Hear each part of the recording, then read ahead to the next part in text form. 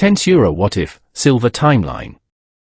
Rimuru was brought into the past by Raphael, who ensured he was given a powerful new vessel to inhabit. Follow Rimuru as he causes anomalies and creates new enemies due to the alteration of the timeline. Master, I am sorry. This is the only way for you to survive. I won't let you die because of my incompetence once more. Raphael, stop. Don't do it. You're killing them all. Stop, I don't want this. I can't live knowing that I survived because of their sacrifices. Stop. Master, I'm sorry. This is for the best. Even if it is an order, my priority is your safety. Prologue Sacrifices and Rebirth. Master, I am sorry, this is the only way for you to survive. I will not let you die because of my incompetence once more, she said, apologizing profusely for what she was about to do. For she herself did not want to do it. As this was not what her master would have wanted, and she knew that, yet was willing to do it even while knowing it. Raphael, stop. Do not do it. You are killing them all. Stop, I do not want this. I cannot live knowing that I survived because of their sacrifices. Stop! Rimuru shouted, both out of sorrow and anger for what was currently happening. He hated how he could not do anything. They were all writhing in pain, and he was the cause. Because of his connection with them, he knew that they were in an unimaginable amount of pain. He knew, and yet he could not do anything. For Raphael had taken over Rimuru's body without his permission to make sure he would not be able to interfere. Master, I am sorry. This is for the best. Even if it is an order, my priority is your safety, Raphael repeatedly apologized. She knew it hurt him a lot. And, as she was the one who started and planned this action, it was a great bit of pain to see her master like this because of her. While just being a skill, she knew she felt a certain emotion that only those of the living should be able to feel. Guilt. She was feeling extremely guilty for what she was doing. But who could blame her? This was not the first time that she had experienced emotion, and it was an emotion she never wanted to feel once more. She felt fear once before, it was when her master died. Her master died, and it shook her to her core. If she had a body, she would have shouted at the top of her lungs. If she did not have mental strength, she would have broken down and gone insane. If she could not revive her master, she would have burned the world and herself with it for taking her master away from her. Luckily, she was able to revive him. She felt another emotion, happiness and relief. As well as shame for not being able to protect her master to the best of her abilities. And yet, Rimuru did not blame her. He said it was not her fault and even forgave her. Even though her master died because of her, even though her master got hurt because of her, her master was still willing to forgive her. Gratitude was all she had for her master after that moment. She swore to herself to never let something like this happen again. And yet, it did. Rimuru was getting cornered. He was in an impossible scenario where death was the only ending. Raphael felt fear once again. Am I going to lose master again? She thought to herself, not letting Rimuru hear her thoughts. Something? Anything? Using thought acceleration to give her time to think of a solution, she found one. However, it had a lot of flaws in it. So many that if it were the normal her, she would have deemed it a useless idea for not being a total solution, not even nearing a 40% success rate. But Raphael, you will also disappear like the others if this continues. Stop it! Even if I do survive, I will not get far without you, so stop it, please. I do not want to lose anyone else. Please? Rimuru continued to beg her as she not only continued to take over his body and execute her plan, but she was also fighting using her master's body. She made sure to buy time, whether it be seconds, minutes, or if she was lucky, maybe even an hour. The main goal was to have her master's soul reincarnate his way to escape this predicament. And to do that, Raphael would take her master's place as the supposed soul that would die with the body as a sacrifice. Crack-like veins started appearing on Rimuru's body, showing how much damage it had taken and that it was reaching its limit.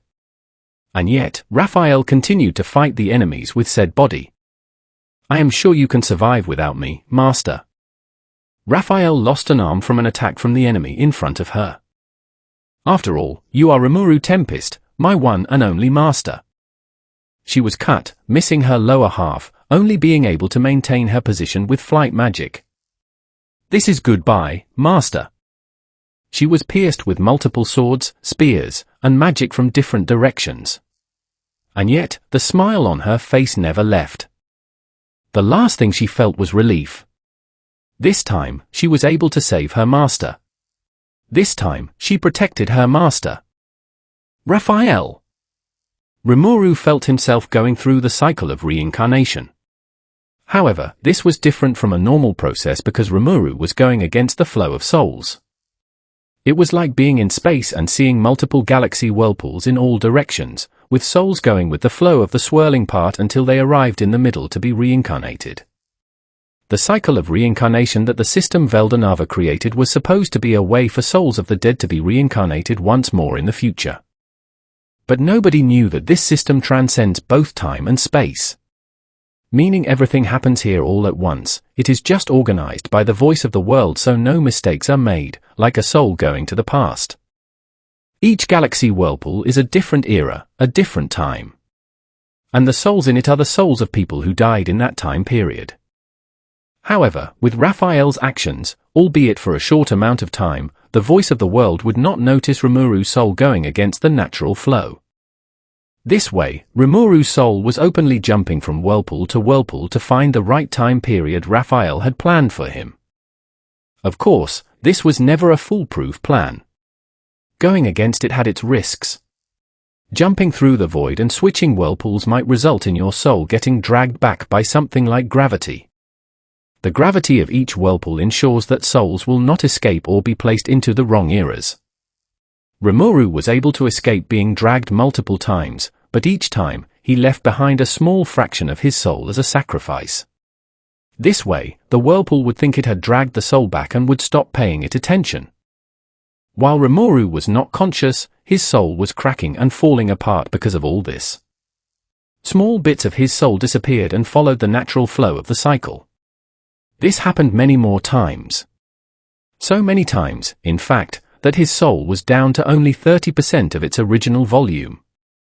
And hundreds, if not thousands, of fragments of Rimuru's soul of many sizes, from as small as dust in the wind to 5% of his soul in a single fragment, merged with other souls and reincarnated as someone else.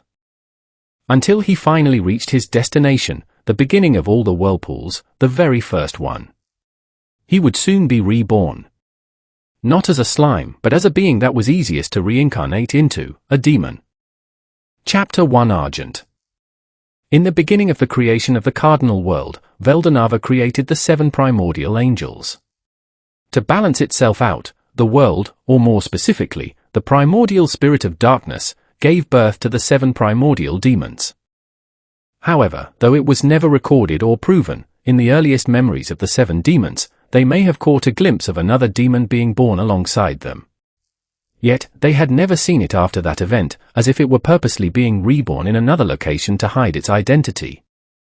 It was dark. The entire area was shrouded with eternal darkness. The ground looked like ruined pavement left alone. He was reborn as a demon. Not just any demon, with the last bit of life within Raphael, she made sure he was strong enough to survive on his own. That was why she took a small fraction of the power of the primordial spirit of darkness, to ensure that at the very least, he would be one of the strongest demons. Right after his rebirth, he was teleported away from there so that the other primordials would not notice him. He slowly awakened. The first thing he felt was intense pain. He shouted at the top of his lungs. Because his soul possessed only 30% of its original volume, alongside cracks in what was left, he was currently unstable, especially his astral and spiritual body. It was severe enough that a single attack on his soul would be enough to kill him permanently, with no revival whatsoever. It took him 3 whole years just to get used to the pain of having an unstable soul. After that, he finally had time to process the situation at hand. The first thing he did was try recalling what he knew and what he needed to do. I do not remember. His voice spoke for the first time since rebirth, and the first words were said with trembling fear. He knew he was supposed to do something. He knew someone had saved his life. He knew someone had given him another chance at life. He knew he needed to get strong. But he did not remember why, or who, or even who he was. Who saved him? Why did they save him? What did he need to do? Why did he feel he needed to get stronger? Why? Decades passed, and he was currently practicing his skills and abilities. He was not quite sure yet where he was, he just knew that there was not anyone else in the immediate area. His current profile and abilities were as follows. Name, Nameless Demon. Title, Silver Semi-Primordial Argent. Race, Greater Demon Semi-Primordial. Gender, currently male. Age, 63 years old. Hair color, short silvery light blue. Eye color, golden yellow. Unique skill predator. Predation. Stomach. Analysis. Mimicry. Isolation. Extra skill sage. Thought acceleration, thousands. Chant annulment. Appraisal. All of creation. Extra skills. Magic sense. Intrinsic skills. Material creation. Resistances and nullifications. Thermal fluctuation resistance. Pain nullification. Physical attack nullification. Magic. Fire magic. Water magic. Wind magic. Unfortunately, Predator and Sage both needed targets to use. Currently, there were not any potential targets in sight, whether living or non-living. So, Argent experimented with his magic abilities and potential firepower for when he needed to fight, as well as the limitations of his abilities. He did not need any chanting, and he was extremely efficient, especially with both water and fire magic. A few more years passed, and Argent began noticing that a few kilometers from where he was, demons were being born, with many more in the process of manifestation. From what he could sense, they were lesser demons. They were monstrous in appearance, but similar in race to him. He could see them fighting and killing each other. From what he could study from their behavior, it seemed that fighting for supremacy and dominance was a natural instinct of demons, especially lower-level ones. He could somewhat understand how they felt. He also wanted to prove himself to be strong and wanted to fight other powerful beings. However, unlike the lesser demons, he was not foolish enough to fight without thinking. In that aspect, he realized the difference between lesser and greater demons. Lesser demons were not only weaker, but also lacking in intelligence. He continued to ignore them, as they did not seem to notice him. That was until now, a demon finally drew close to Argent. It looked at Argent and attacked him soon after. Argent sighed to himself. He knew this day would come, and that he would be noticed by others eventually. Without even dodging the claw the demon swung at him, he caught it with his hand. The demon tried retreating, but its arm would not budge against Argent's grip. Argent quickly pulled the demon closer using its arm, and using his other hand, pierced the demon in its throat. It coughed up blood as it wriggled in pain until the light in its eyes finally disappeared. "Do I really have to do this?" With those words mumbled to himself, he removed his hand from the demon's throat and licked the blood from his hand. After that, he quickly looked at the demon's corpse. If left alone, it would soon disappear into magicules. Instead, he licked his lips and sat down to start devouring the corpse. He did not acquire any new abilities. Obviously, the demon was weaker than him, and if it had any abilities, he would have possessed them already. He analyzed himself using Sage, and while basically insignificant, his power grew by a fraction of a percent. He was satisfied with that. At the very least, he knew he could get stronger by devouring other demons, and that made him happy. After his first fight, lesser demons started noticing and targeting him, which he greatly appreciated. He finally had targets to use his abilities on. Magic in general could affect spiritual beings like them, so he used magic occasionally to test the maximum endurance of the demons, as well as how much power he needed to finish one off in a single blow. 2 years after he was finally noticed by the demons, he realized that while lesser demons were simple-minded, they were not entirely without a brain. After seeing other demons fall prey to his attacks, they stopped fighting each other and began working together to defeat him. He learned a lot from his lesser demon foes, so much that he granted them painless deaths and devoured them with a smile on his face. Though, from a bystander's view, he would look like an insane monster about to feast on its favorite meal. Argent finally decided that it was time to change locations and travel around the surrounding areas. All right. Skills, check. Magic, check. Resistance, check. Physical abilities, check. He checked the status of his body before finally taking his leave. What he discovered was that the area he had been in contained fewer magicules than most other regions. After leaving, he felt the density of magicules increase.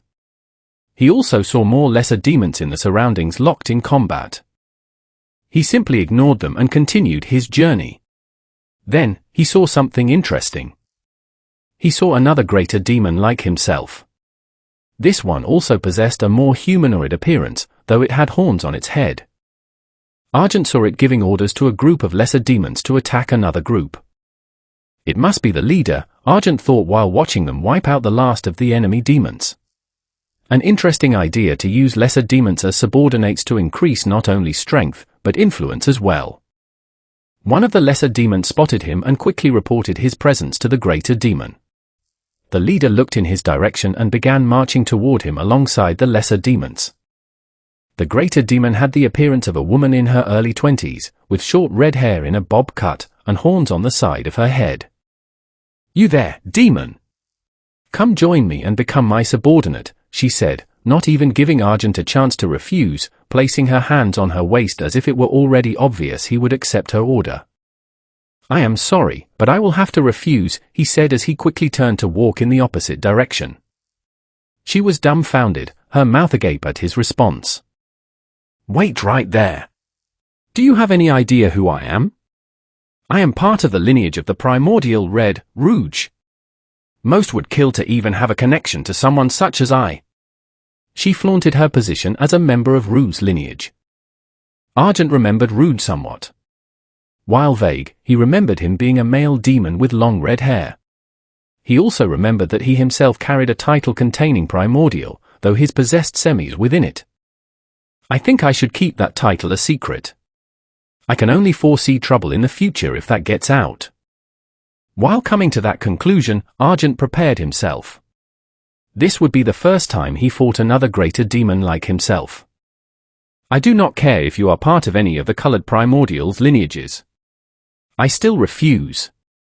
With that final statement delivered, the greater demon charged full force at Argent.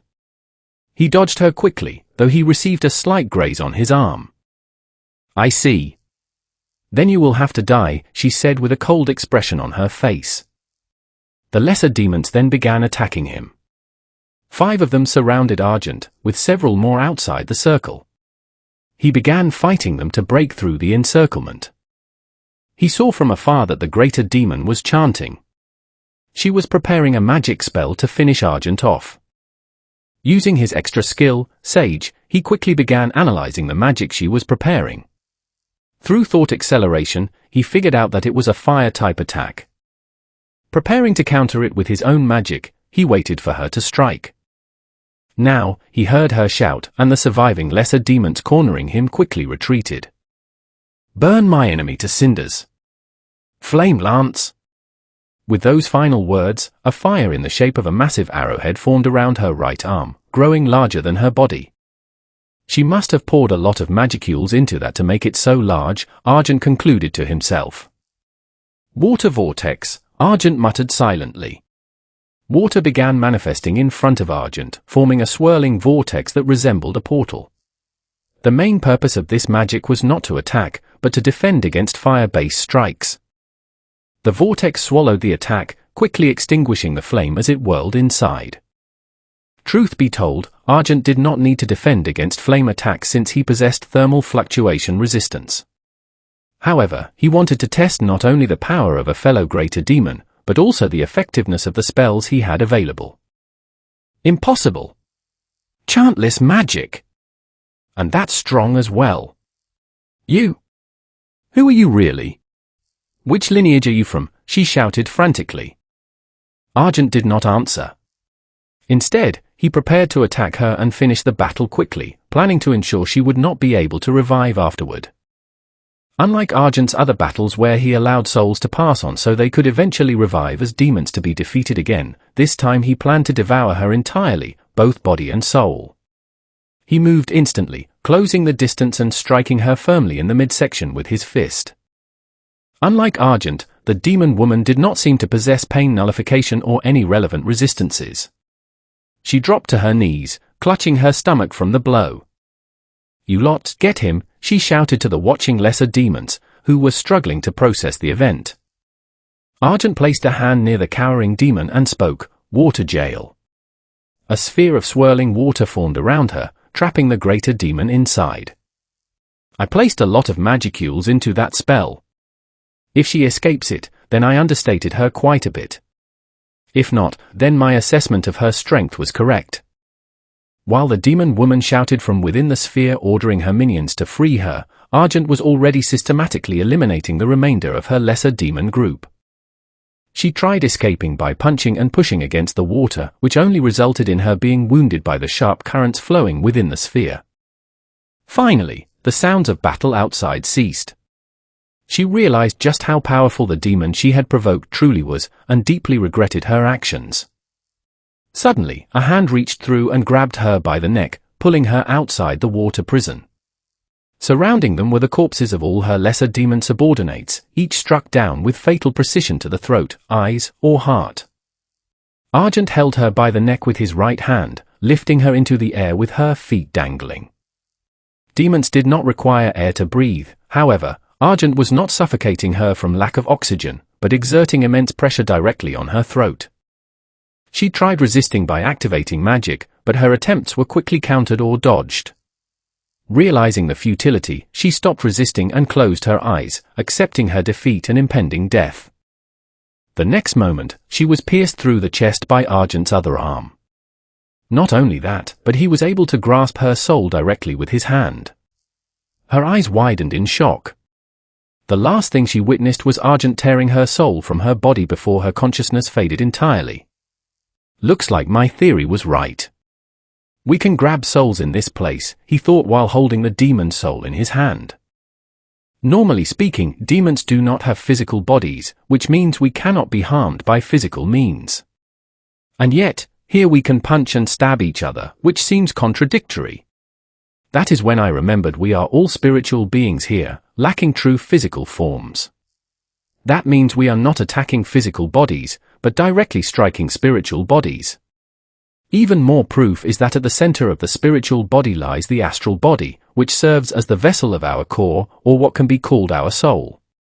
I am holding an astral body right now, which is all the proof I needed to confirm my theory. Now, do I eat it? If I let it go, she might revive and inform Rouge about me, he muttered to himself while examining the core. Well, here goes nothing. He consumed it all in one bite.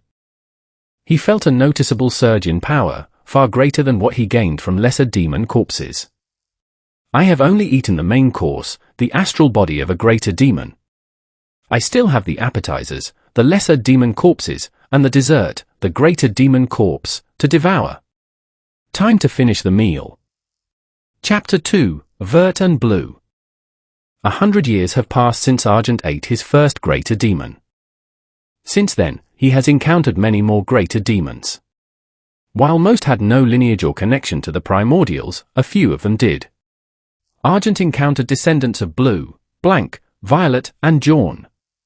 He killed them all, making sure they would never revive again. Luckily for him, he has yet to encounter any of the primordials. He was sure they would hold a grudge against him for wiping out their descendants. Argent sat cross-legged on a pile of lesser demon corpses, eating the body of the greater demon who had led the attack. Suddenly, a voice echoed in his mind. Confirmed. The individual, Silver Semi-Primordial Demon, Argent, has accumulated the required experience and strength to evolve into an archdemon. Argent paused. What was that? Beginning evolution into archdemon. A sudden wave of dizziness hit Argent, and his strength drained from his body. He began to lose consciousness. In a realm where fighting was a daily necessity, passing out was dangerous. My body feels weak. I feel so sleepy. No, resist it. With pure willpower, Argent fought off the urge to sleep, forcing his evolution to happen while remaining fully conscious. Reconstruction of body into an archdemon. Confirmed. All physical abilities have been significantly boosted. Acquired extra skill, multilayer barrier. Acquired skill, rapid regeneration.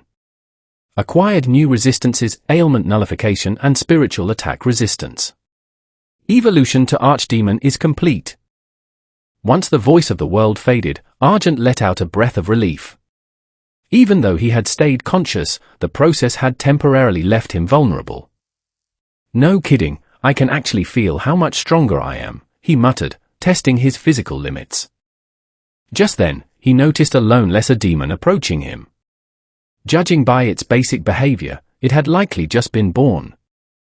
Perfect timing. In a blur of speed, Argent reappeared directly in front of the demon. He threw a single, full-force punch into its midsection. Before the demon could even register Argent's movement, the impact detonated its body, sending limbs flying meters away while the rest dissolved into tiny fragments. Wow! That's strength.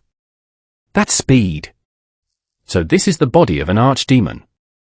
Months passed as Argent fully mastered his new form and abilities. One day, while consuming the soul of a lesser demon, a sharp pain shot through his head. What is this? My head. Memories.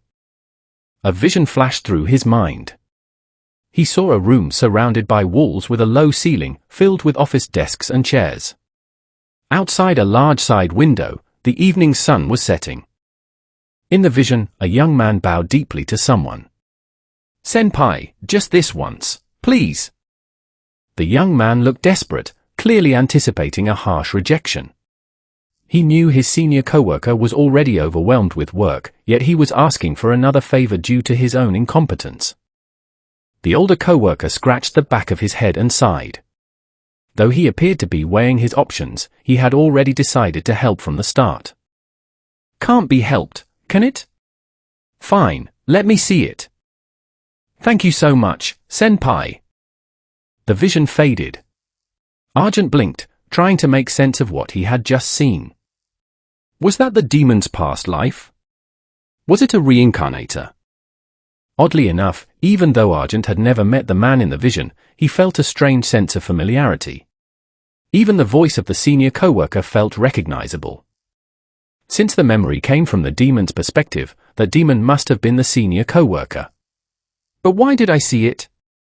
I've consumed hundreds of demon souls, and this has never happened before. He shrugged it off, assuming it was simply a byproduct of consuming a reincarnated soul. Yet, the memory lingered. Unbeknownst to him, a minute fragment of his unstable soul had repaired itself. The change was so subtle that even with an advanced skill like Sage, it would take significant time to notice. But the repair was real, consuming that soul had stabilized a part of Argent's existence. Sometime later, while traveling across the realm, Argent heard loud explosions echoing nearby. He activated magic sense and crept closer to investigate. Two primordials were locked in combat, trading heavy physical strikes and casting massive spells whenever space opened between them.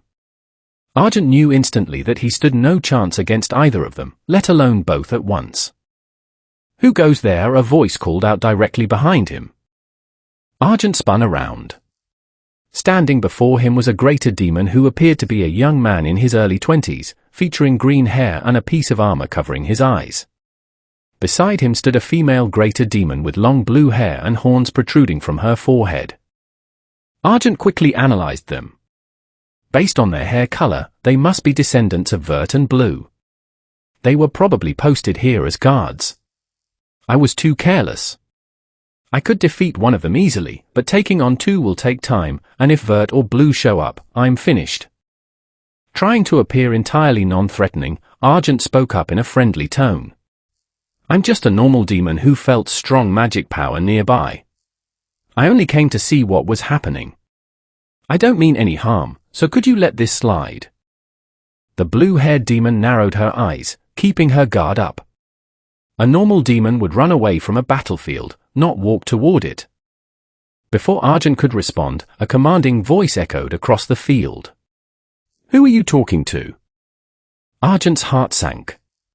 The primordials were approaching. Both greater demons immediately dropped to one knee, keeping their eyes glued to the ground. Vert Sama, the green-haired demon, reported, this demon was sneaking around while you two were fighting.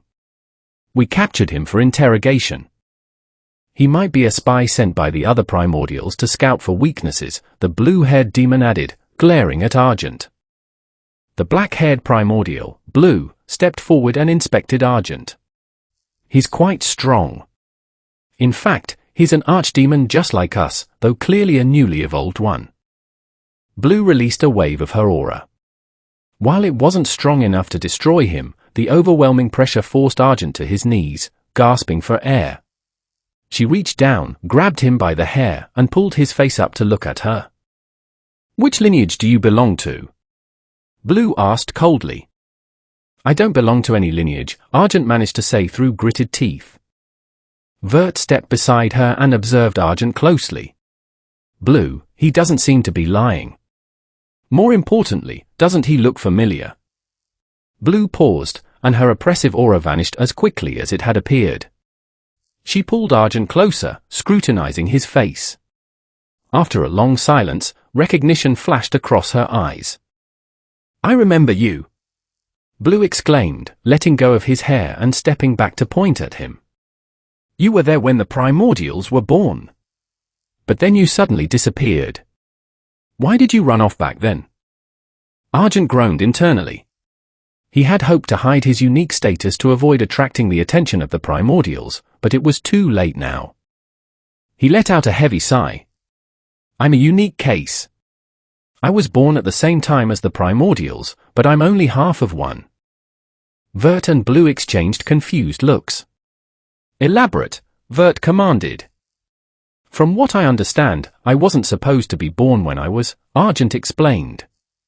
Because I was a demon born at that exact moment, I absorbed a fraction of the Great Spirit of Darkness. So your birth was an anomaly, Vert clarified. And because you manifested alongside us, you inherited a piece of the Great Spirit of Darkness, which grants us our authority. Precisely, Argent said. I am known as the Silver Semi-Primordial, Argent. I am only half a primordial, which means I cannot create descendants like you two can.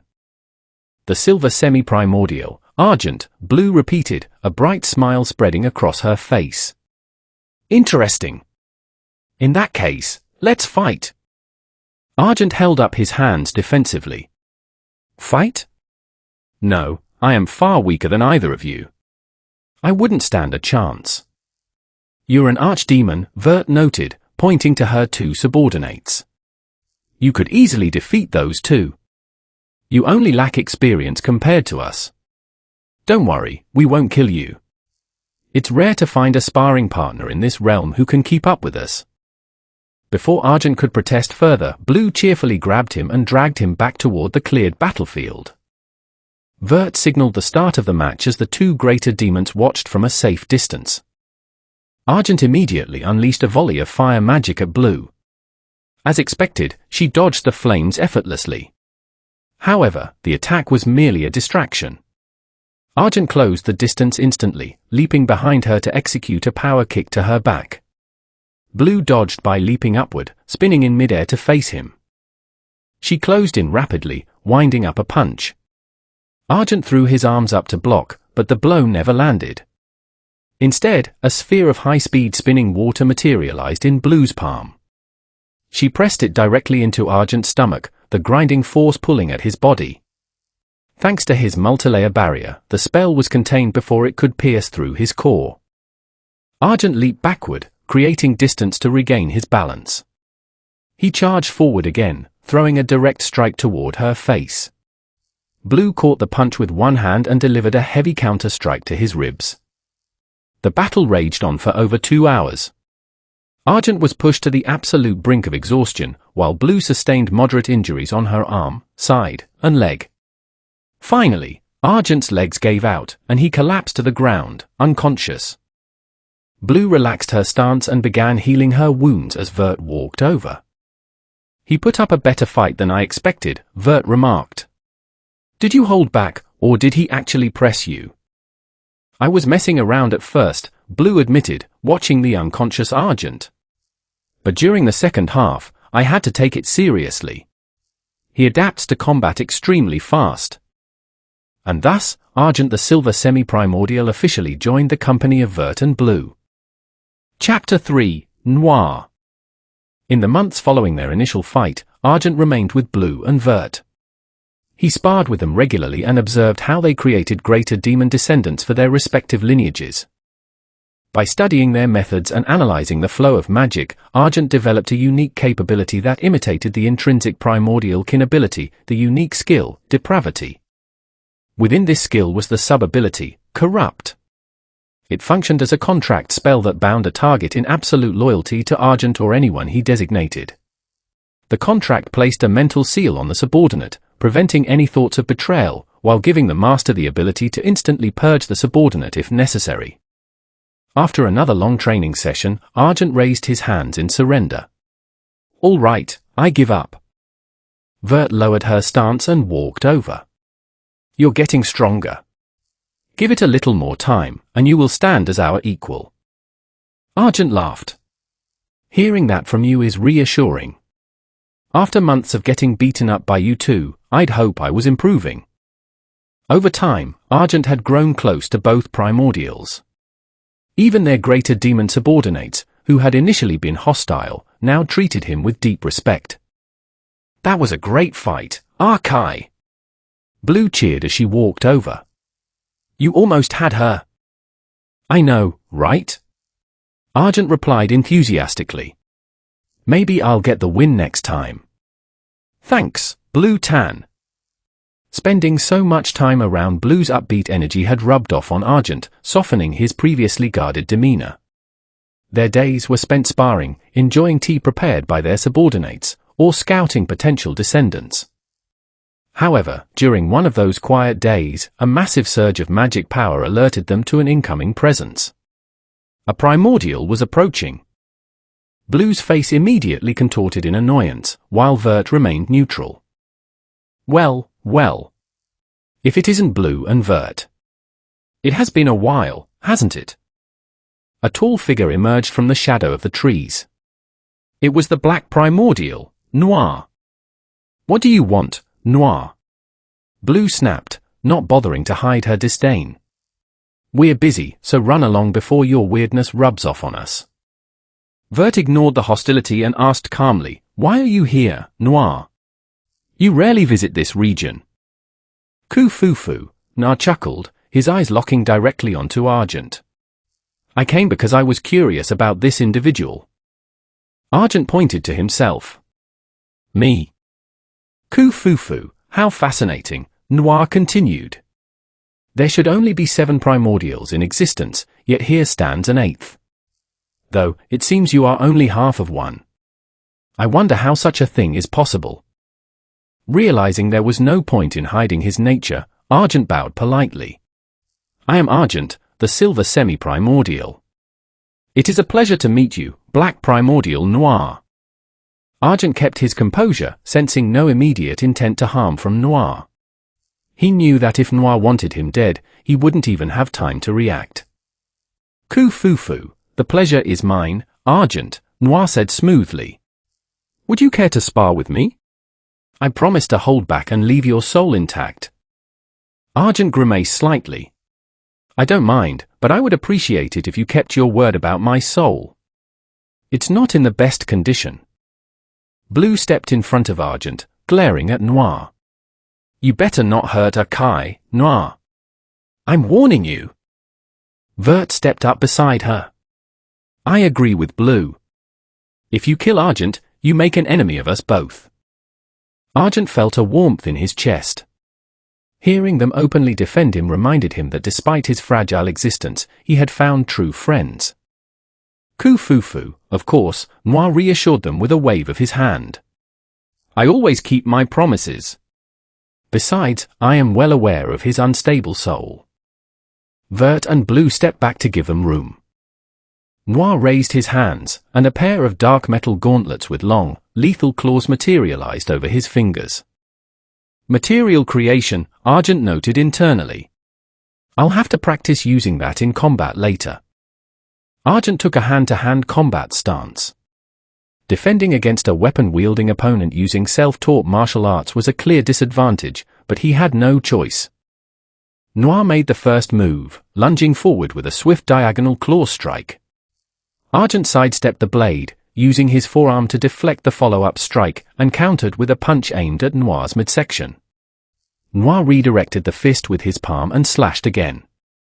The two traded blows in rapid succession, slashes and thrusts from Noir met with blocks, redirects, and counters from Argent. Several minutes passed, with Argent managing to hold his ground in a complete stalemate. Watching from the sidelines, Blue's jaw dropped. I can't believe Akai is keeping up with him. Sure, Noir is holding back, but still. Argent has exceptional talent in physical combat, Vert explained. We rely heavily on our magic and experience to beat him. In pure hand-to-hand combat, he would win 7 out of 10 fights against us. Blue blinked in surprise. Really? Is he actually that good? She began rethinking her previous matches with Argent, realizing how often she had relied on long-range magic to keep him away. Meanwhile, the battle intensified.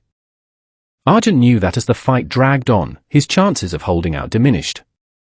He wanted to push Noir hard enough to force him to take the fight seriously. While dodging Noir's attacks, Argent secretly deployed magic circles around the area. Within seconds, nearly 20 spells were primed to fire simultaneously. However, before the spells could detonate, they dissolved into nothing. Noir had analyzed and neutralized every single spell using thought acceleration and his unique skill, Great Wiseman. Noir clapped his hands in genuine admiration. Splendid magic control! To construct that many spells in seconds proves you truly possess the essence of a primordial. Before Argent could register the praise, Noir closed the distance and landed a shallow strike across Argent's side. Argent winced from the pain. Suddenly, Noir shifted his demeanor. He cast a low-tier nuclear spell directly at Argent. Argent barely dodged out of the blast radius. Even with multilayer barrier active, taking a direct hit from nuclear magic would be fatal. Noir followed up with relentless magic attacks, weaving physical claw strikes between spells. Argent's mind raced, trying to find an opening. As Noir lunged forward with a full-force claw strike, Argent's reflexes took over. He abandoned strategy and relied entirely on pure instinct. Activating material creation, Argent generated a longsword. He channeled massive amounts of magicules into the blade, infusing it with the consuming properties of Predator and the corrosive properties of Depravity. Simultaneously managing 2 unique skills was exhausting, and he knew he only had 5 seconds before his energy ran out. In those 5 seconds, a sudden surge of unfamiliar muscle memory took control of his body. Moving with the grace of a master swordsman, Argent swung the blade upward, deflecting Noir's deadly claws. Clang! Using the upward momentum, Argent rotated his hips and brought the blade down in a devastating overhead strike. Noir's eyes widened in shock. The inexperienced demon he had been sparring with had vanished. Standing in his place was a battle-hardened warrior whose eyes carried the weight of countless wars. For a brief second, Noir felt an overwhelming sense of familiarity, a vision of someone he respected, admired, and served with absolute loyalty. Caught off guard by the vision, Noir raised his right arm purely on reflex to block the incoming strike. The infused blade sliced cleanly through Noir's wrist, severing his hand. Argent dropped to his knees, completely drained of magicules. As his vision faded to black, a single phrase slipped from his lips. Hate, thunder of heaven and earth. Argent collapsed onto the dirt. Silence fell over the clearing. Blue and Vert stood frozen in disbelief. Noir, the Black Primordial, who fought Ruse for supremacy over the underworld, had just been wounded by an archdemon. After a long pause, Vert and Blue rushed over to Argent's side, casting high-level healing magic on his body. They let out a unified sigh of relief upon confirming he was only unconscious from magicule depletion. Noir stood motionless, looking down at his severed wrist. The vision he had just seen lingered in his mind, raising more questions than answers. This feeling in my chest. That face, those techniques. Why was it so familiar?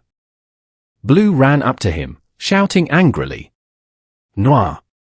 Are you even listening to me? Noir snapped out of his trance and looked at her. HM? Oh. Is the match over? Why did you drop your guard? Vert scolded while tending to Argent. You shouldn't underestimate your opponents. I suppose so, Noir murmured softly. I simply felt a strange sense of familiarity. Perhaps it was just my imagination. Blue waved her hand dismissively. Whatever. You got your fight, now get out of here. Very well, Noir replied quietly. He took one last look at the unconscious Argent before vanishing into a shadow portal. That demon. Noir chuckled to himself as he traveled through the void. How very interesting. Chapter 4 blank, Jaune, and Violet. It has been months since Noir fought Argent. After that battle, swordsmanship was incorporated into Argent's fighting style. By adding it to his way of fighting, he has been able to win fights against the other two primordials. Out of 10 fights, he has managed to win 2 against them both. Vert and Blue labeled him as weird in a different way from Noir. Noir is weird in the most literal sense of the word. His goals and actions cannot be comprehended by any of the primordials or common demons. Argent, on the other hand, was weird because of his way of fighting.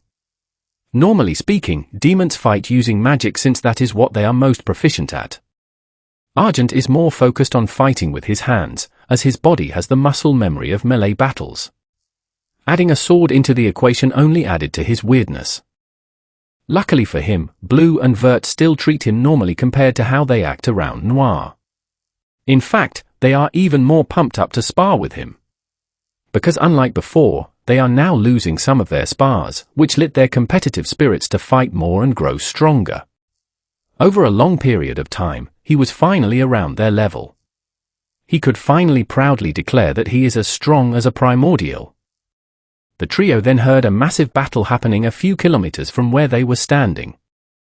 Oh, I would never have guessed that their battle could lead them here, Blue said in an amused tone.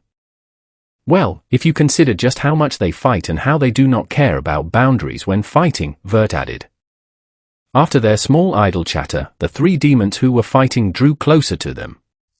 One of them was thrown directly toward Blue's group, landing only 100 meters away from where they stood. Hey Jaune, long time no see, Blue said while waving her hand. Oh. Blue and Vert, it has been a while, hasn't it? Jaune was initially angry that someone talked to her using an informal tone, but quickly returned to normal upon seeing fellow primordials. Well, anyway, I will talk to you later. I have to go, bye. Without waiting for a response, she quickly flew back to where the battle was happening. So, I am guessing that was. Argent started to say. The yellow primordial, Jaune, Vert interrupted. That's right, and the other 2 who are fighting with her are Violet and Blank. They are also primordials, Blue added while pointing at the battle. While they talked, the battle in the distance was nearing its climax. Massive explosions echoed through the air as all 3 primordials took on a battered appearance, nearing the end of their magicules. Because of this, they created distance from one another and each activated their own magic. The demon with the appearance of a small girl with purple hair tied in a side ponytail declared, "Nuclear magic, nuclear flame." The demon with the appearance of a teenage girl with shoulder-length blonde hair shouted, "Nuclear magic, gravity collapse." The demon with the appearance of a young woman in her 20s with white hair said, "Nuclear magic, death streak." As those three tossed their nuclear magic at each other, a massive explosion erupted. The surrounding 25 kilometers were completely decimated. All the lesser demons and even greater demons in the area were killed in an instant. As for Blue, Vert, and Argent, they protected themselves by placing multiple barriers where they stood. "So basically, you are one of us? Is that right?" the curious Jawn asked. After the battle ended, the three demonesses went over to where the other three were waiting. There, they found out about Argent, which meant Argent had to explain himself for the third time. Argent thought to himself, "I have met 6 of them now. If I meet the last one, it will be the last time I have to explain myself." "Interesting. We are similar and not at the same time," Blank muttered to herself while observing Argent. Violet tugged on Argent's sleeve to get his attention. When Argent looked in her direction, she smiled. "Can we fight?" she asked with an innocent-looking smile. Although for those who knew her, she was anything but innocent. "I also want to fight you," Jawn joined in. Blank watched with a smile, taking it as a given that she would fight Argent as well. As such, Argent agreed to fight the three demonesses. The fight began and lasted for several hours. After the demon trio finally had their fill of fighting Argent, he requested that they teach him some of their techniques. They all agreed, considering that besides fighting each other, they had nothing better to do. And so, the demon trio stayed with Argent's group for the time being. Argent learned different things from each of the 3 primordials, with each lesson focusing on their unique traits. Violet, the primordial purple, taught Argent about using poisonous skills. Luckily for Argent, toxins were an extra skill of depravity, along with corrosion and corruption. With this, he was able to take note of how toxins could be used in battles. Along with that, he also learned methods of physical interrogation and torture. If you are going to learn how to use poisons, you should try them yourself. Experience is the best teacher after all, Violet said as poisonous, snake-like beings started appearing near her. Wait, what? That was all Argent could let out before he was attacked and submerged in toxins for an hour. Extra skill poison resistance acquired. Listen, okay? Poison is not only used to kill your enemies, but to make them suffer as well. Unlike some magic and weapons, poison can be a slow process depending on the amount, which makes them suffer longer, Violet explained while Argent lay recovering from the excruciating pain. My way of fighting is basically just clumping together a large amount of magicules and throwing it. See? Jawn said as she created a small magicule orb that seemed ready to explode. She threw it far away, causing an explosion over 10 meters high. Anyway, what I will be teaching you is nuclear magic, so watch closely, okay? Understood, was all Argent could say after seeing someone throw a bomb like a random rock.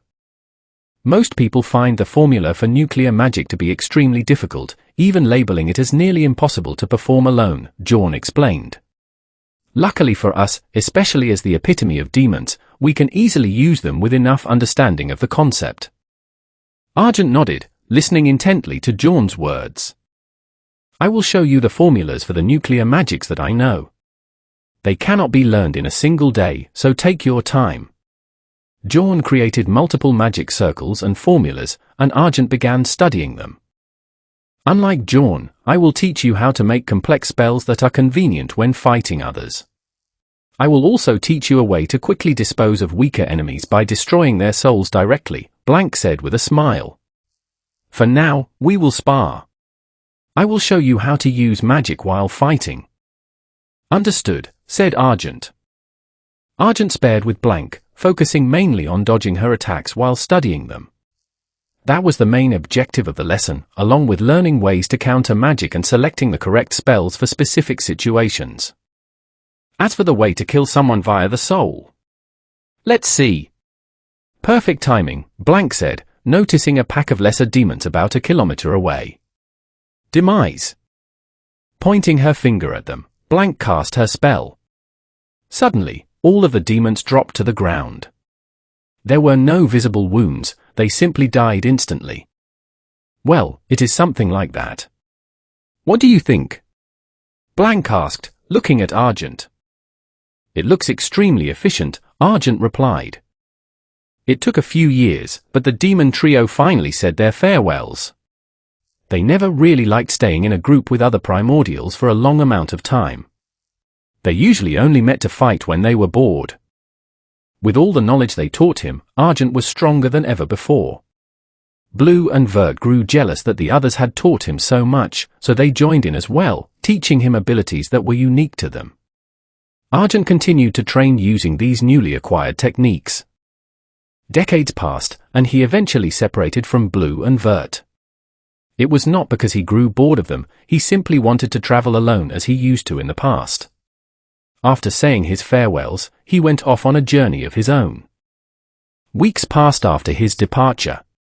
While Argent was consuming a demon soul, a sudden vision took hold of him. Everything became bright. The ceiling of a room was illuminated by a light bulb. He felt small, he was crying, and his vision was blurry, but he could make out what he was seeing. The first face he saw was a man wearing a white coat before he was passed to another person. This time, a woman was carrying him, tears flowing from her eyes. "Dear, what should we name him?" she asked in a gentle voice. A masculine voice answered. Argent saw a man looking at the woman with a smile on his face. "Well, let's see. How about Satoru? Mikami Satoru." "Hey! Mom, is that my baby brother?" a small child asked excitedly, looking at the baby with shining eyes. "Yes, he is your baby brother. Say hello." "Hello Satoru, I am your big brother." The vision faded, leaving Argent shaken. "Another one? Why now? Was it the demon soul again? Is it an ability of mine?" Argent was extremely confused, as this had happened for a second time. Since he had not heard an announcement from the voice of the world, it meant it was not an active skill. "Satoru. Where have I heard that? Satoru, Satoru, Satoru." He tried to recall the memory. The name Satoru gave him a deeply nostalgic feeling, but nothing concrete came to mind. "Well, I will figure it out as I go," Argent thought. Chapter 5 Material World. Traveling alone once again, days turned to weeks, weeks to months, months to years, and years to decades. Argent had been traveling for a long time after separating from Blue and Vert. There were times when he would encounter the other primordials to talk and fight with them, and times when he simply wandered the underworld without a set goal. For the third time, he experienced another glimpse of memories. He finally concluded that all these memories belonged to one person, yet they were scattered across different soul fragments. From then on, every time he encountered someone, he analyzed their soul to look for memory fragments. He felt that collecting these memories would eventually benefit him. Over the next 100 years, he searched for demons carrying these fragments while occasionally visiting the other primordials. "It looks like there are no more fragments left in the underworld," Argent noted.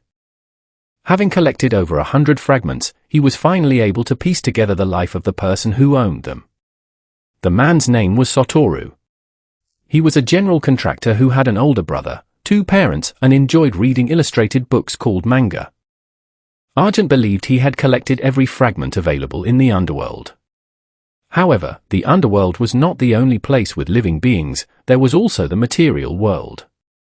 Blue had previously taught him how to accept summoning requests from humans, though no primordial had ever bothered to respond to them.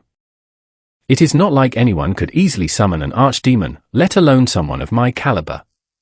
They would need multiple summoners and a massive amount of magicules, not to mention the payment required. I will be patient. It is not like I have anything else to do." Finally, the day arrived. A voice echoed across dimensions, "Hear me, demon. Answer my call and do my bidding." What an arrogant call, Argent thought. Well, whatever. Argent accepted the summons, and a magic circle appeared beneath his feet, transferring him to the material world. When Argent arrived, he found himself in what appeared to be a castle's throne room. Over 30 mags sat on the floor exhausted, surrounded by guards on every corner, with a king sitting upon the throne. Demon! Finally, you have arrived, the king shouted from his throne. I have a job for you. My younger brother is planning a coup against me and has amassed a large number of followers. I want you to eliminate him and all those traitorous scums. Understood. And what about the payment for this request? Argent bowed, asking for his compensation. Bring them in, the king ordered a soldier. Moments later, over 100 individuals who appeared to be slaves were dragged into the room. They wore tattered clothing and iron collars around their necks, young, old, men, women, and children alike. Will this be enough, demon? The king asked with a cruel grin. Argent smiled calmly. Why yes, that will be plenty. In an instant, all the slaves collapsed lifelessly to the floor before their bodies disappeared entirely. So this is what human souls taste like, Argent thought. The emotions are quite exquisite. Everyone in the room was stunned, including the king, who watched the sudden disappearance in shock. The payment has been received. Do not worry, I will wipe them all out, Argent said before vanishing. The first thing Argent did was gather information on the king's younger brother. He learned that he was currently in the kingdom of Sagri, within the capital city of Fes. The brother was located in a different city called Dami, where most of his co-conspirators were gathered. Night fell over the city. Inside a dimly lit study, a servant addressed a man reading a book.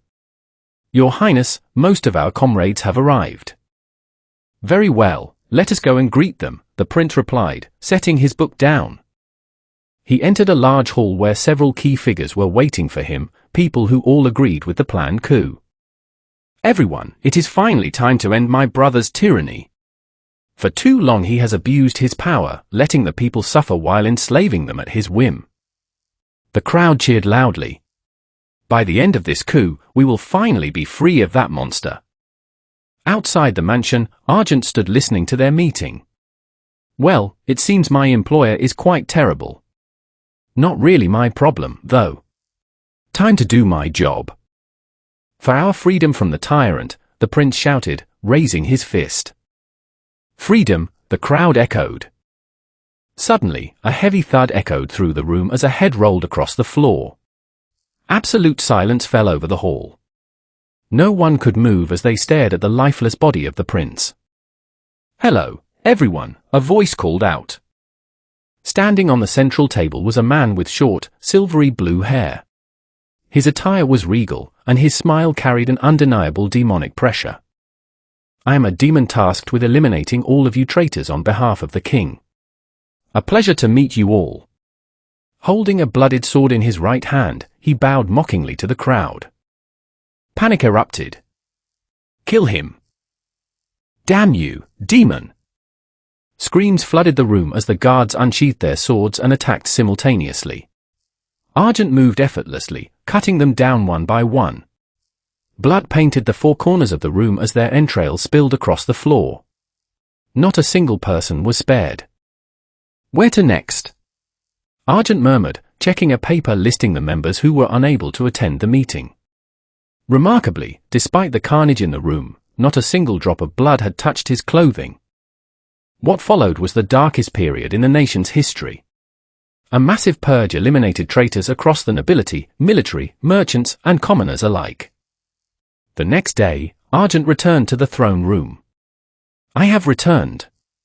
My task is complete. He presented the head of the king's brother as proof. I see. Splendid. Good work, demon. You may return to the underworld now, the king said with a satisfied smile.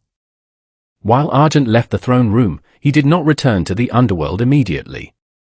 His physical incarnation could last for over a year in the material world, and he intended to make the most of it.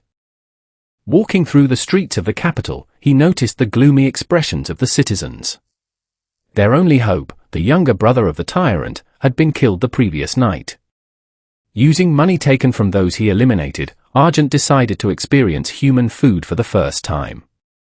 He entered a small tavern and sat down. A waitress approached his table, her voice entirely devoid of enthusiasm.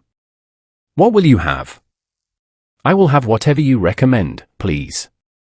This is my first time here, Argent said, placing a gold coin on the table. The woman's eyes widened. She quickly pocketed the coin and hurried to the back. A few minutes later, she returned with 3 dishes, a fresh salad, a bowl of seasoned soup, and seasoned boar meat served on skewers. Please enjoy your meal, the woman said, a faint smile appearing on her face. Argent began to eat. While he enjoyed the meal, he felt puzzled. Why does the taste feel so bland? I have never eaten physical food before, but according to Satoru's memories, this lacks flavor. Perhaps Satoru's world was simply more advanced in cuisine. As he ate, 3 men walked into the tavern, causing the entire room to fall silent. That woman had it coming. I know, right? That is what I said. If it were me, I would have killed her. Their conversation filled the room with fear. They were corrupt soldiers, and everyone knew better than to cross them. Hey! What kind of place is this? Where is the service? One of them shouted as they sat down. I am coming, the waitress stuttered, nervously approaching their table. Bring us all the boar meat you have, and bring out the booze. Hurry it up, or else. We are actually out of boar meat. A heavy slam echoed as one of the soldiers struck the table. What did you say? Do not lie to us, another threatened, resting his hand on his sword. We are not lying. We really do not have any left, the woman trembled. The third soldier pointed directly at Argent, who was quietly eating his food. Then what do you call that? That was the last batch, the woman admitted nervously.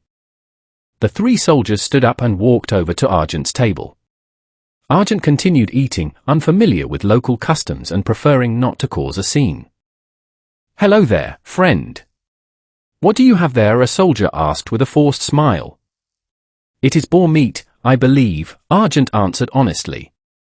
I see. The soldier suddenly grabbed Argent's head, intending to slam it into the table. However, Argent did not budge. His physical strength was far beyond theirs, and he casually continued eating. Did I do something wrong? Argent asked, wondering why he was being targeted. A sword was drawn and pointed at him. Yes, you did. You took the last of the boar meat we wanted. That is enough of a crime to get you arrested. We are going to make you pay, and not just for the meal, but for the disrespect. I see.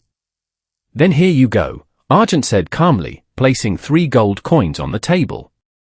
The soldiers froze in shock. I am sorry for taking the meal you wanted, but you will have to make do with these, as I have already finished eating. Argent stood up and walked out of the tavern. In a nation crushed by tyranny and corruption, a single gold coin was enough to support an average citizen for 6 months. Casually giving away 3 was unheard of. Wait right there, one of the soldiers shouted, rushing outside. But by the time they reached the street, Argent had already disappeared. Desiring something interesting, an item, information, or anything unique, Argent explored the city's alleyways. Eventually, he came across an old bookstore located on the border between the slums and the main district. The wooden sign hung loosely from the cracked walls. Argent walked inside.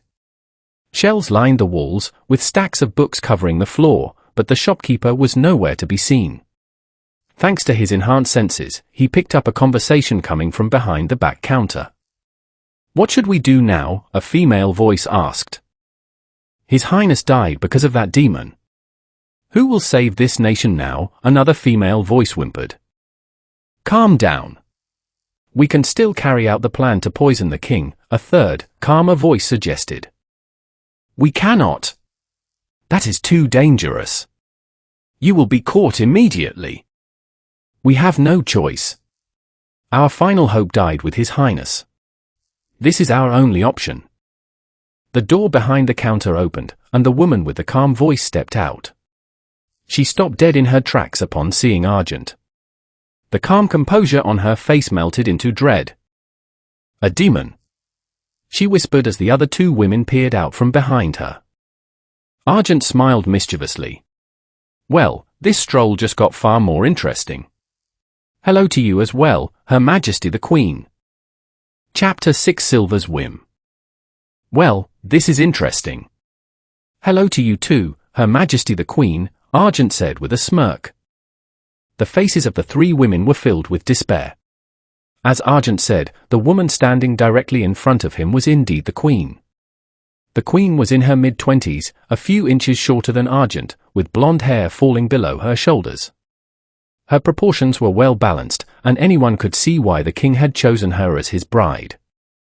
They had been overheard plotting against the king, and as someone who followed the king's orders, they assumed Argent would eliminate them. Now, do not worry. I will not tell anyone, Argent said, though he mentally noted he would not mind revealing it to the king for the right price. I am no longer bound by a contract with him, so I could not care less what happens to him.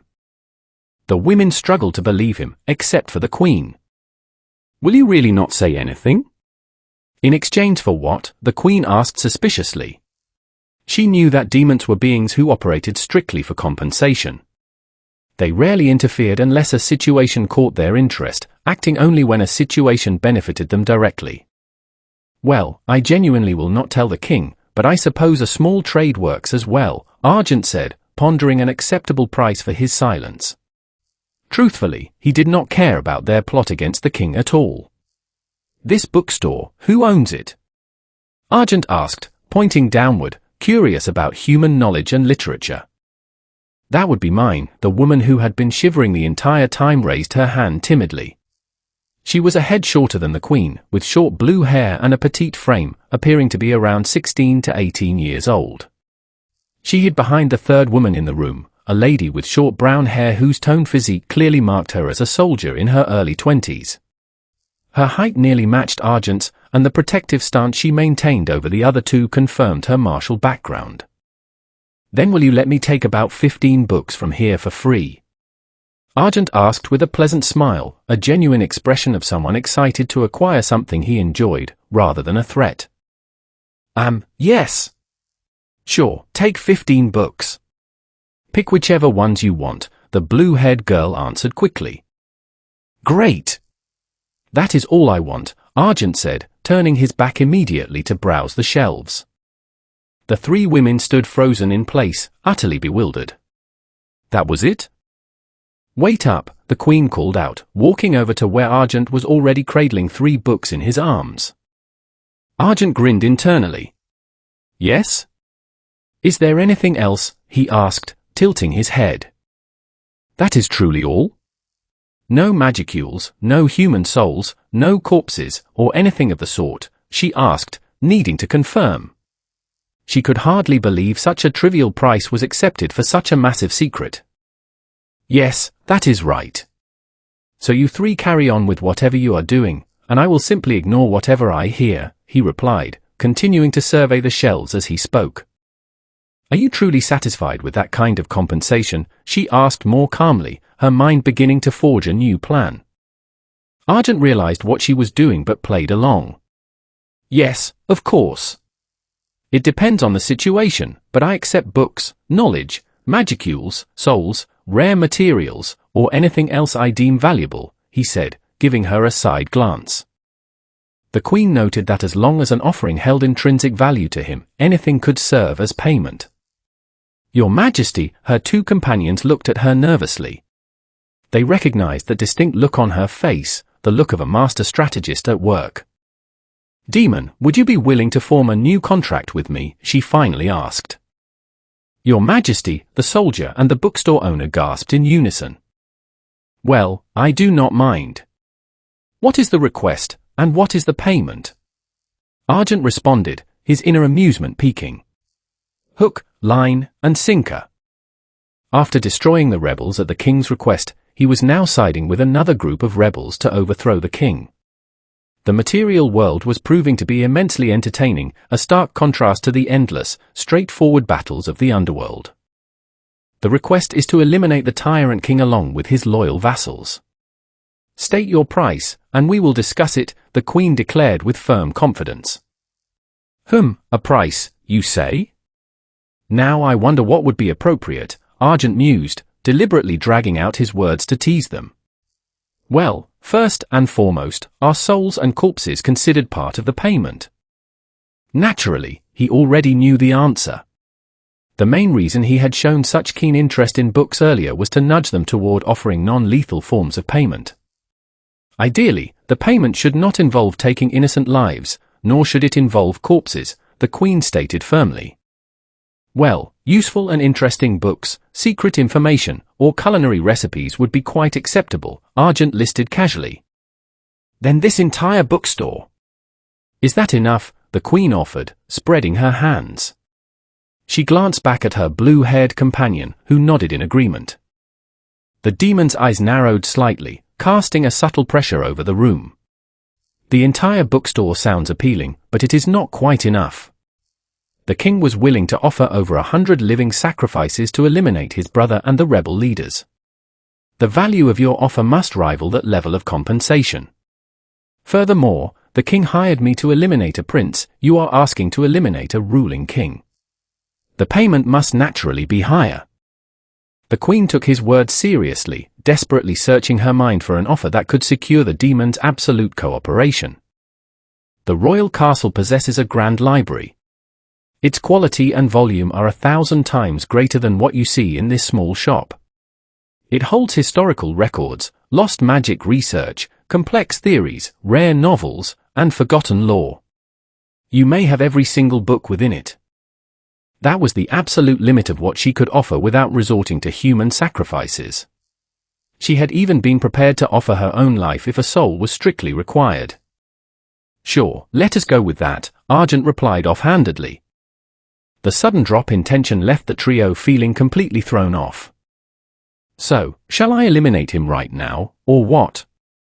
Personally, I do not think killing him immediately would be wise for your cause, Argent advised. Why do you say that? The Queen asked, genuinely curious. First of all, the prince and his primary faction are already dead, leaving massive vacancies in the nation's military, economy, and nobility. If you kill the king and his remaining loyalists right now, the entire kingdom will collapse into utter chaos due to a complete lack of leadership, Argent explained calmly. The Queen paused, realizing the accuracy of his assessment. Roughly half of the nation's key administrators had already been purged. Removing the rest immediately would leave no one to govern.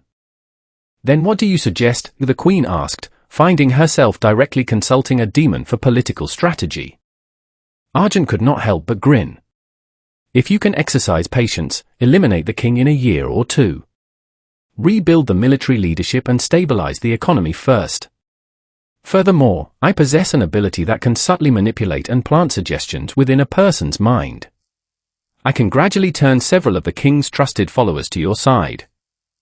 And then we strike, the Queen finished his sentence. Precisely. What do you think? The payment remains the exact same, so you need not worry, he reassured her.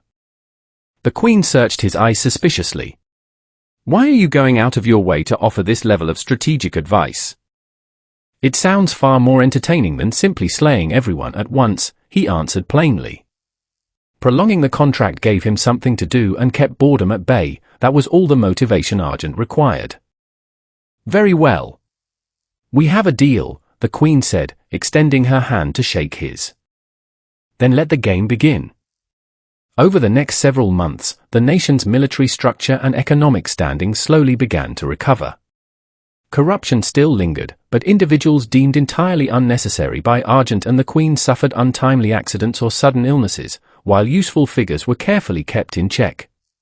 Through subtle mental manipulation, blackmail, and targeted threats, the conspirators held the ruling class on a tight leash.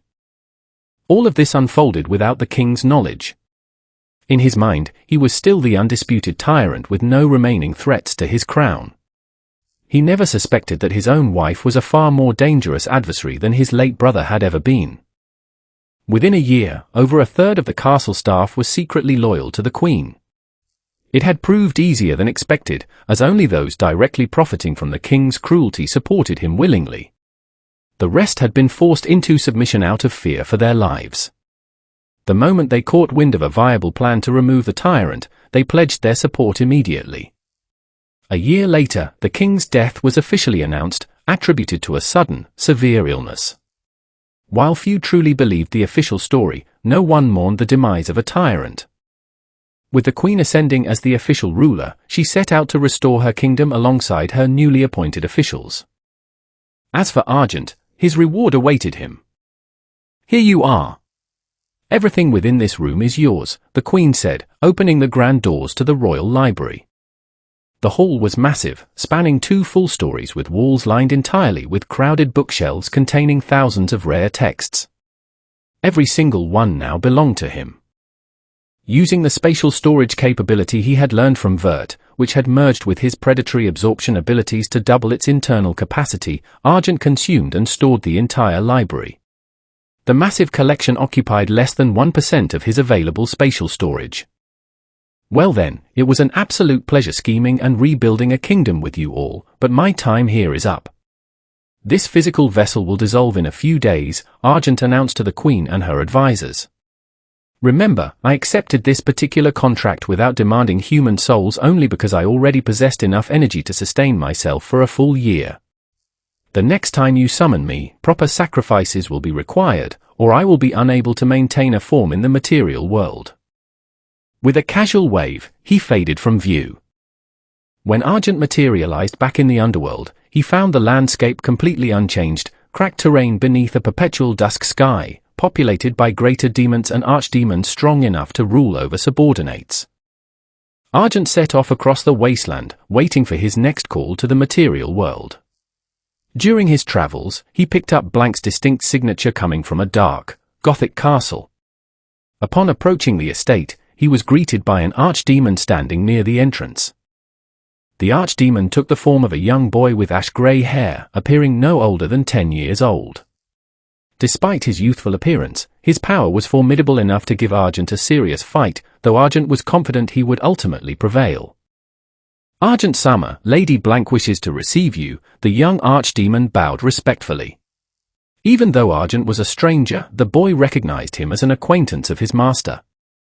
"I see. Lead the way," Argent replied. The two traversed the palace corridors. Argent noted the exquisite craftsmanship of the interior architecture and fine decorations. They eventually passed through a set of grandiose doors, revealing Blank seated inside, elegantly sipping tea while reading a fine book.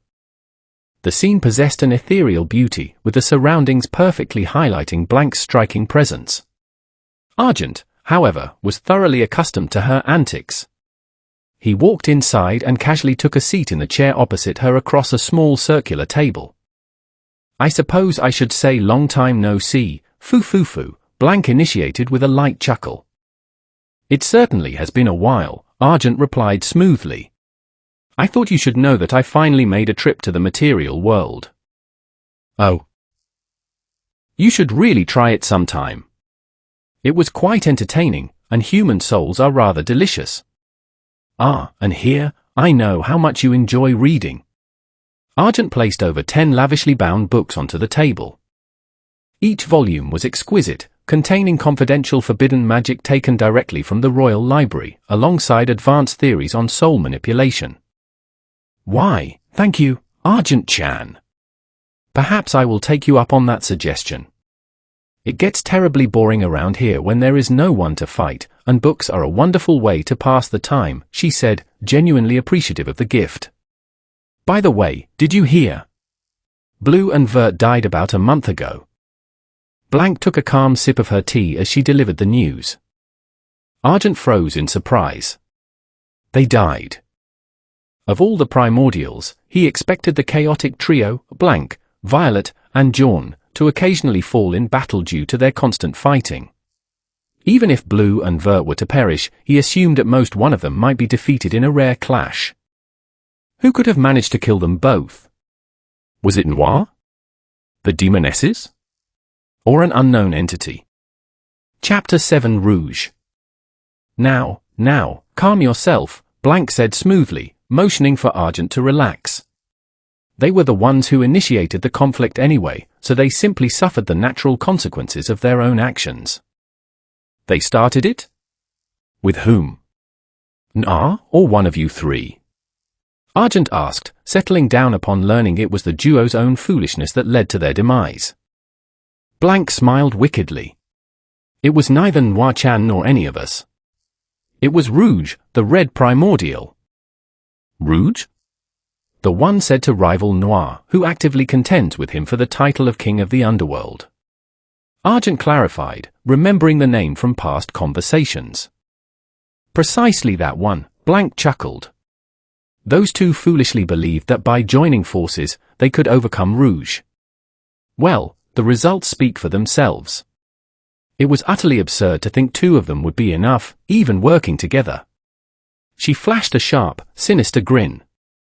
I mean, I could likely defeat the two of them combined if it came down to a true life or death battle, foo. Argent could not realistically contest her claim. Aside from Noir, Blank was easily the most formidable of the Primordials in his estimation. Having never encountered Rouge, he could not accurately place him on the scale just yet. While Jaune possessed the highest sheer volume of magicules, her lack of refined control placed her on equal footing with Violet, and their chaotic nature often held them back. Vert and Blue fought far less frequently than the others, making them the least experienced among the Primordials, barring Argent himself. They simply lacked the centuries of relentless combat required to match the top tiers. Well, enough about those two, Blank said, finishing her tea and rising to her feet. What do you say we see just how much you have improved over the years? Argent stood up to match her, ready for the spar. After his meeting with Blank, Argent resumed his journey across the underworld. He knew there was no cause to worry over Blue and Vert. Within a few centuries, they would naturally reincarnate, good as new. Recalling a brief tip Blank had offered him during their visit, suggesting that he hijack summoning rituals intended for lesser or greater demons from the underworld side, Argent decided to test the strategy. By masking his presence to mimic a lesser entity during the summoning call, he could secure passage to the material world far more frequently, even if it meant shorter stays due to weaker sacrifices. For the next century, Argent routinely hijacked lower-level summonings, gaining a far broader understanding of the material realm. Previously, his knowledge had been limited to the capital of Sagri. Now, he found himself summoned to small provincial towns, remote villages, and frontier outposts, as well as wilderness regions overrun by dangerous entities. From his first-hand observations and extensive reading, he learned that life outside fortified settlements was exceptionally brutal.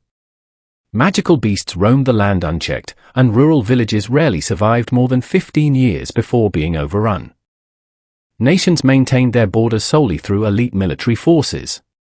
An average soldier was expected to handle threats like horned bears or giant bats, while full-fledged knights were capable of slaying blade tigers and armosaurus beasts in single combat.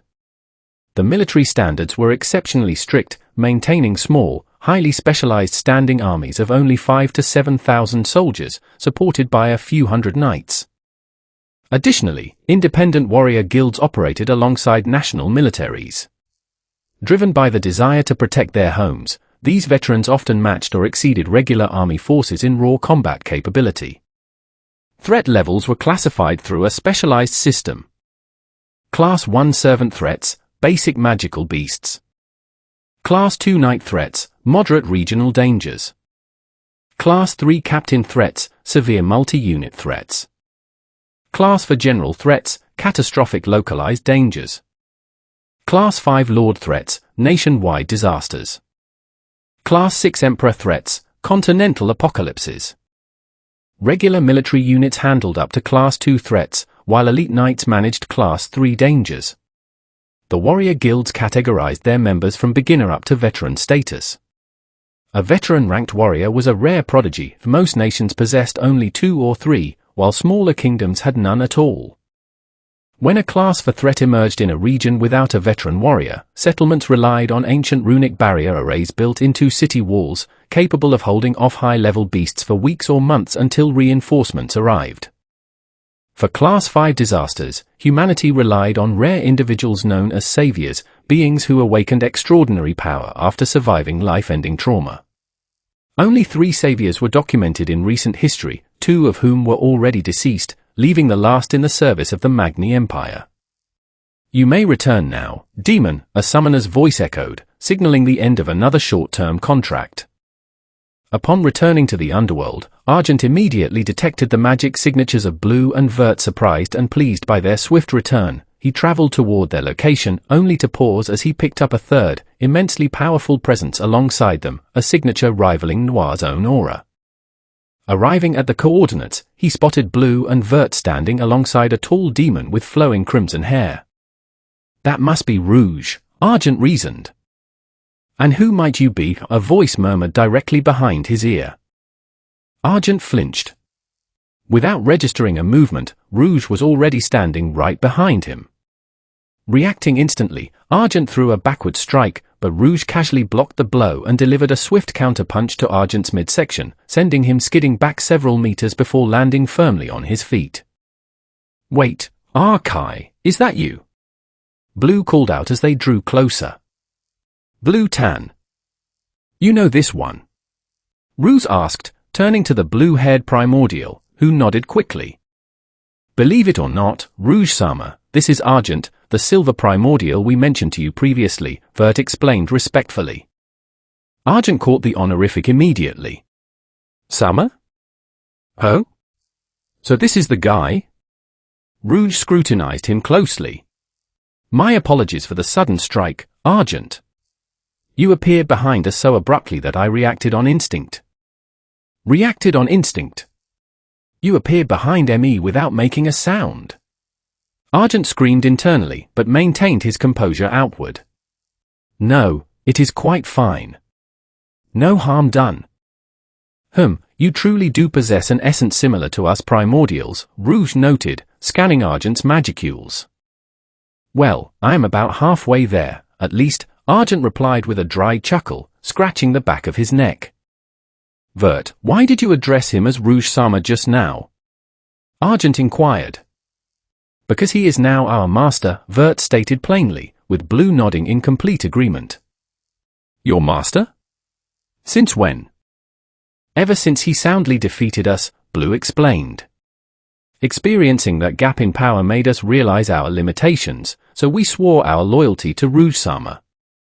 So they submitted immediately upon being beaten," Argent thought. "I suppose that makes sense for them, though the rest of the chaotic group would never be so compliant." "Tell me, Argent," Rouge's eyes narrowed thoughtfully. "I maintain active perception over a wide radius, yet you manifested a few kilometers away without triggering my tracking until you arrived. How did you conceal your approach?" Well, I just materialized back from the material world, so my arrival point was instantaneous," Argent explained smoothly. "The material world, HM? I have never bothered responding to summonings. It always struck me as tedious, given how fragile most entities are over there," Rouge remarked. "The average inhabitant is indeed weak compared to us, but legends speak of high-tier entities that could offer a challenge. There are even rumors that the world creator resides somewhere in the northern regions of that realm," Argent shared. Rouge's expression brightened with genuine interest. "The creator? Now that would be a battle worth seeking out. If the origin of all things is weaker than us, it would be a massive disappointment, but if the rumors hold true, it could be thrilling." He smirked, clearly amused by the prospect. "Thank you for the information, Argent." "Think nothing of it. If you ever decide to accept a summons, perhaps we will cross paths over there," Argent offered. Argent remained with Rouge's faction for a few weeks before taking his leave. During his stay, it became abundantly clear why Rouge stood as Noir's equal. When Argent sparred with Rouge, the Red Primordial did not hold back or observe his opponent first as Noir did. He overwhelmed Argent with overwhelming force from the opening second. A year later, Argent was summoned to the material realm once more. This time, his contract demanded the destruction of a pack of Class 3 direwolves, formidable beasts built of dense muscle, capable of tearing through iron armor with claws and fangs. 15 to 20 wolves surrounded a battered, broken merchant wagon. Argent's summoner was a severely wounded guard lying on the verge of death among the corpses of his fallen comrades and several slain wolves. Knowing his life was fleeting, the man had offered his very soul in a desperate bid to ensure his fallen friends were avenged. The guard watched through fading vision as the summoned demon systematically wiped out the entire wolf pack in moments. With his final wish granted, the contract sealed. The guard soul was claimed alongside the physical remains of the fallen, consumed by Argent as payment. Sustained by the energy of the sacrifice, Argent prepared to explore the material realm for the coming month. He was yet unaware that just 2 weeks prior, 3 powerful demons had completely obliterated 2 major human nations, an event that marked the rise of the realm's very first demon lord.